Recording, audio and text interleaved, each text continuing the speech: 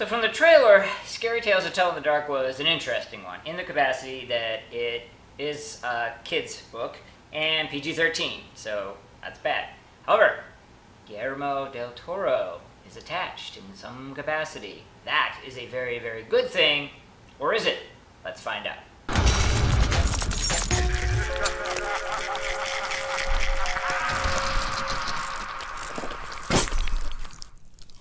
I gotta start off with let everybody know it's gonna be a spoiler-filled review, so if you haven't seen it yet, go check it out.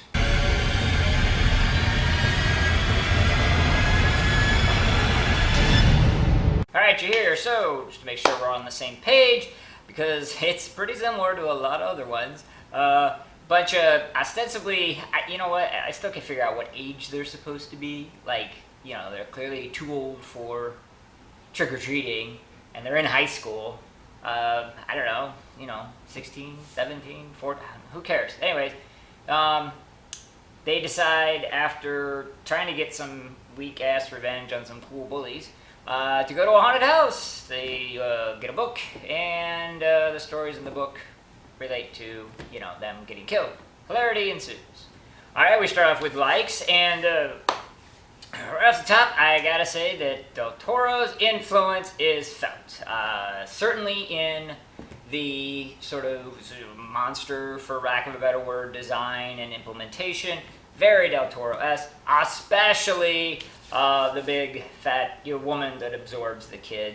That's right out of his playbook. Looks like it could have stepped out of Pan's Labyrinth or anything else. Brilliantly done, you know, and definitely his influence, and that was definitely appreciated because, you know, it's pretty run-of-the-mill on monsters these days, but he has that down pat. Second of all, they really up the ante on the scare factor for a PG-13 movie. They're working within those confines, and of course we'll get to that in the dislikes. But that being said, you know, they really ratcheted, and again, you know, Del Toro influence here. You know, just the intensity, the unpredictability. They, you know, they really didn't shy away from that aspect of it. You'll compare this on a scare level to one of those Blumhouse pieces of garbage, and you really see the disparity. So as much as I hate PG-13 horror movies, this one does a great job in genuinely trying to scare its audience, which is an interesting choice since it's supposed to be for kids. But I applaud that. Scar the little bastards. So for dislikes, we have the mirror opposite of the likes. So good scares on the likes. Well, on the dislikes, everything else was just not even PG-13. It was like PG level. Like, it was jarring. The dislike is how jarring the difference is, not that it wasn't there. It's so bad that, you know, I don't think that there's a single cuss word in the movie, maybe one. And kids don't talk like that, not even in 1968.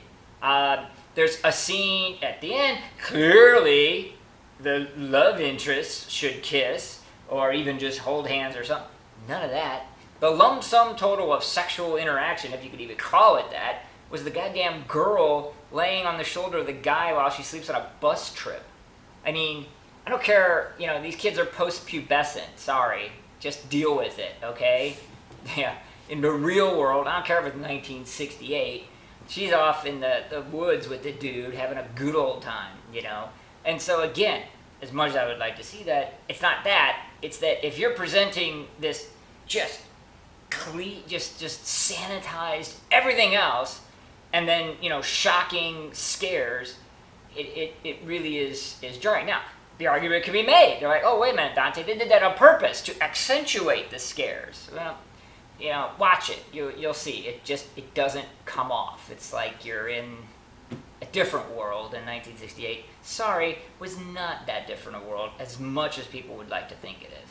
The second thing that I not really dislike, I haven't read the books. So if it's part of the books, great. If it's not, then you really could have skipped it. And that's the whole anti-Vietnam thing. Not that I'm anti-Vietnam, but that, it didn't have anything to do with the story. Making this guy a draft dodger and then making him go to Vietnam at the end. Now, if that's in the book, forget I even said this. I haven't read it. I'm not supposed to. But when you're watching the movie, again, it's escapist entertainment, and I do get that they set up everything for a sequel. So obviously he comes back from Vietnam and he's just fine. But, it just was, again, it's like they were trying to do too much.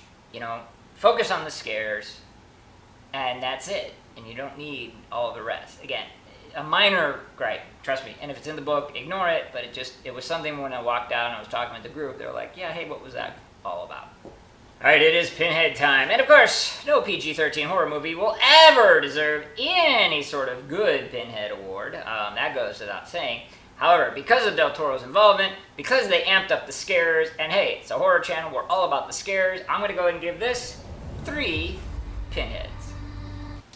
Alright, this is the part where, in the comment section below, everyone who has read the book tells me what an idiot I am and that I should have read the books beforehand, whereas I then post a reply saying, hey, you know what? These movies are supposed to stand on their own. I'm not supposed to have had to have read the book in advance to understand the nuances of the film. It just doesn't work that way.